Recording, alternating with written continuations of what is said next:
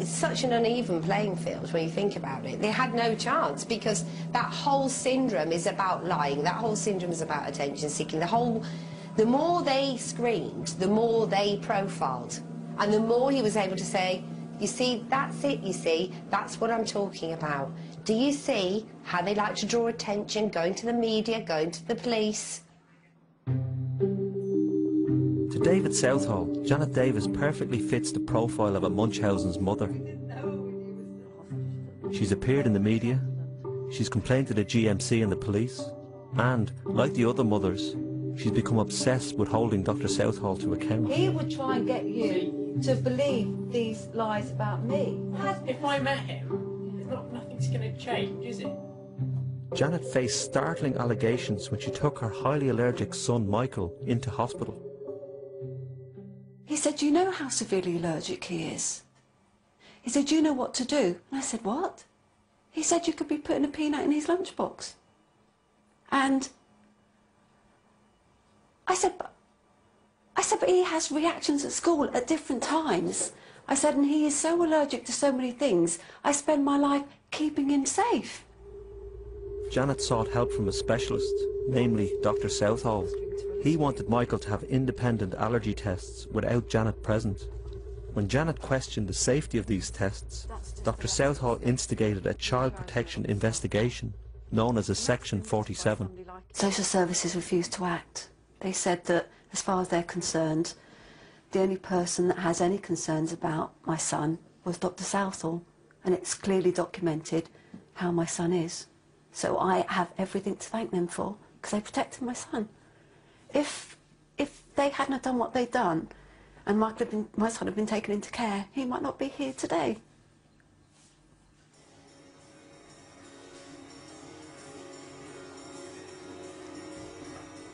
Southall still tried on another 2 occasions to get a Section 47, up until 99, up until he was suspended.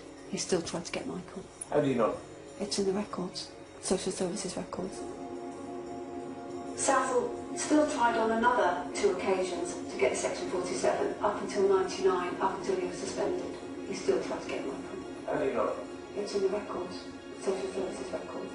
He contacted social services.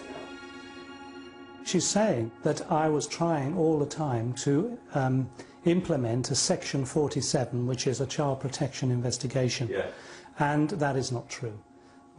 She is right, I did contact social services later in this case, after the conference had been closed, because of information that was given to me by somebody in the area involved with the child. I saw that. And all I did was ring up and say, I have concerns about this, but that's all. And there were many other reasons why what happened in that family, as a result of my input, were to the great benefit of that child. But again, I can't go into it. Yeah, there were many reasons why what actually happened through the child protection system was of great benefit, both to that child and that family, which I can't go into because they're not in the public domain. You were saying your input helped the family? Absolutely. Helped the child in particular. I would like to point at that time, oh God, social services actually stated that they would be around for a few months to protect us from Dr. Southall. And they actually stated to my son, this doctor got it wrong. She gave you permission to discuss it? No, I won't do it. Because of her child. It's the sake of her child, who's now grown up, or growing up. Grown up. It's not in his interest to know. To know what? The issues that I'm holding back. Are you talking about problems with her husband? I'm not going to talk about them. You can talk about them, but I'm not. Problems with her husband's alcoholic? I'm not going to talk about them. Well, I can talk about it. You can talk. But my partner was still around for a few years later. He won't. I don't know what he's talking about. He hasn't said. What is he talking about? There's nothing. There's nothing. There were many reasons why what actually happened through the child protection system was of great benefit, both to that child and that family, which I can't go into because they're not in the public domain. You were saying your input helped the family? Absolutely. Helped the child in particular. Absolutely. And she knows it. But it can't be discussed because it's confidential information. He's saying that it wouldn't be helpful to you to know what he knows because You might learn something about your mother that could damage your relationship. Oh no, that's bollocks, that is. Not going to change anything, is it? What do you think he's talking about? What, him helping me? Is that what you mean? What do you think he's talking about? Yeah. I've got no idea what he's talking about right there, to be honest. I can't see any evidence right now of him having helped me in any way whatsoever. Unless, you know, he magically turned my mother around from being a child abuser to a good mother, like that. Did he do that? Well, he clearly did that, didn't he? No, of course he didn't. Is your mother a child abuser? No, she... no. How do you know? Well, you'd notice as a child, wouldn't you? It'd be quite apparent. Janet eventually took her case to the Lords of Appeal, who acknowledged she had been wrongfully accused. But David insists that doesn't necessarily prove her innocence. The truth is being bent to enhance the views these families have about my work. And the trouble is, as usual, that in order to answer the questions in a convincing a way as possible, I would have to reveal confidential medical information which is not in the interests of their children. Was it proved to be correct in her case? I'm not going to answer that question, because again, it's not... You said that the women who Yeah. Well, the case against you and the GMC were guilty. Do you stand by that? What I say is that they were saying things about what I'd done. No. You said they were guilty. Oh, guilty of what? Child abuse. Of abusing their children. Yes. You stand by that? I stand by that, yes. It was clear neither side would ever agree. But it begged the larger question, why? Why would such an eminent doctor risk his livelihood pursuing these mothers, if not to protect the children? The parents believe they have the answer.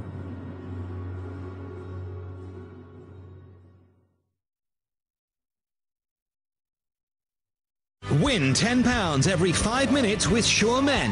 Find your code in special packs, race online and win cash. Sure, it won't let you down. Ambipure 3volution.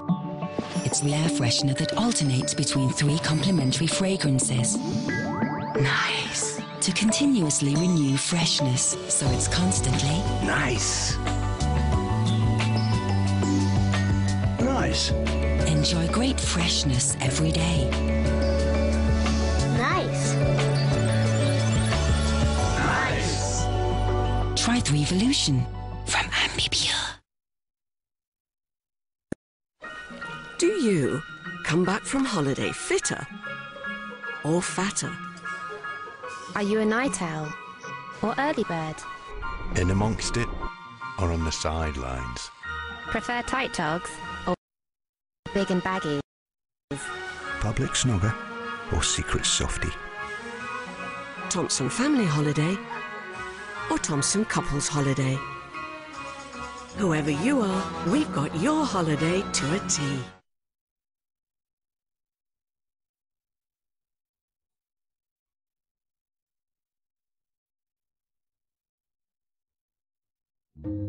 Why are you looking like that, Leo? What? Look like that. What? You don't believe me, do you? Dee Hollisey McLean thinks Dr. Southall's real motivation has nothing to do with protecting children. She believes his real interest in her son Ben was purely for medical research. I mean, he was determined to get Ben. He'd already been put into Southall's research. We've had that confirmed.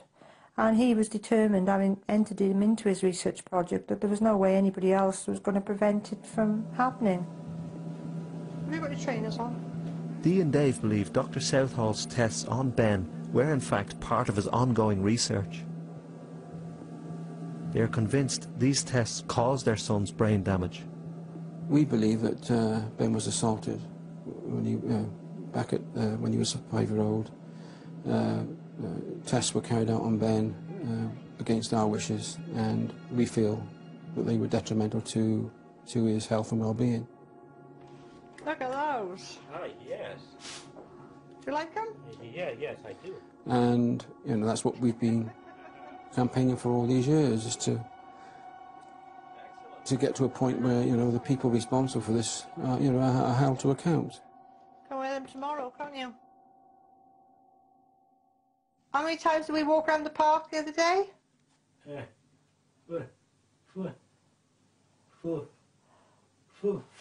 Five days. 5 times we walked around there, didn't we?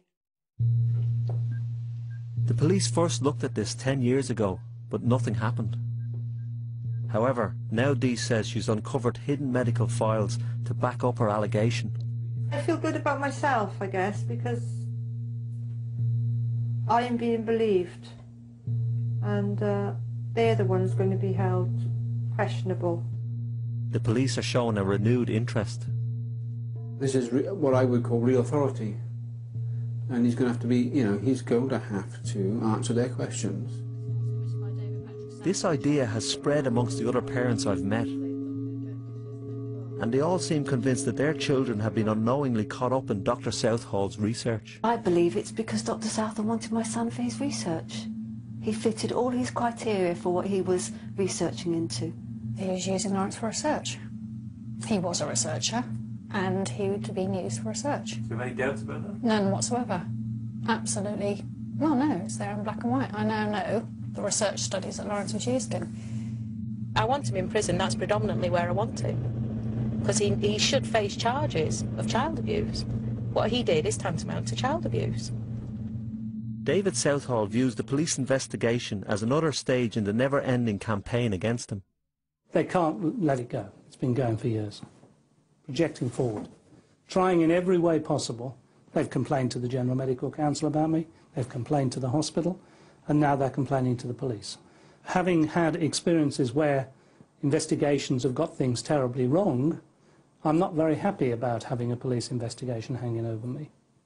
Because you know as well as I do that things can go wrong. Penny Mellor is convinced she can find the evidence to help prove the parents' case. She has utilised Freedom of Information legislation to hound hospitals for any documentation relating to Dr. Southall's research studies. She's already filled her garage with thousands of files stretching back over 20 years. I know what he's done to children during his research projects. And I know he's procured children using allegations of child abuse in order to get them into his research projects when parents have refused to allow those children to go in there. And knowing that, I can't just sit back and not do anything. I can't. And it eats you alive, you know. It eats you. It eats at you, this. It just... You're all right, and then you get into the detail, and then you're not all right. I know what he's done. I know what he's done. Proving it's another bloody matter, though. You feel that a new disorder... The parents have become fixated on David Southall's extensive research into the causes of cot death. But contrary to their beliefs, his work is regarded as highly influential and important by many of his colleagues. He did some incredibly important and very, very good research there in beginning to understand more about sudden infant death syndrome, which has saved a lot of lives of babies with quite severe breathing difficulties. Put it on, then show us the funny bit. Where's the funny bit? While some doctors praised David Southall's pioneering approach, the parents thought it was disturbing and frightening. Dee told me she found a specific research study in her son's medical records, which included a breathing test that horrified her. This procedure, called occlusion testing, involves briefly stopping a child's breathing. When I saw the occlusion, to me that was smothering.